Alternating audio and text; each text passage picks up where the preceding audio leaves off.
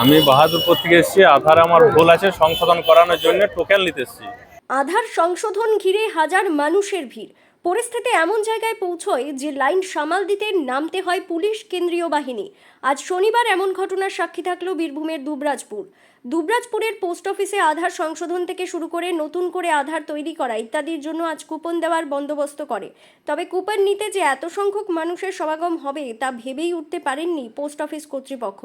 এমনকি শেষমেশ পরিস্থিতি সামাল দিতে তাদের একটি জায়গায় 3টি কাউন্টার খুলতে হয়। ভাবতে পারি না যে এত লোক। আগের বারে আমরা কুপন বিলি করেছি 150 থেকে 200 লোক হয়েছে না, আজকে হঠাৎ করে লোক এত বেড়ে গেছে।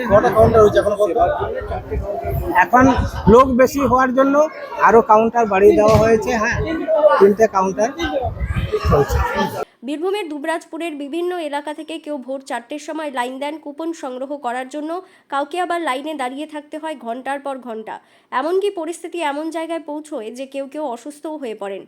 লড়াই ছিল নিয়ে মাথাটা ঘুরিয়ে নিয়ে পালিয়ে এখন লাইন পাননি।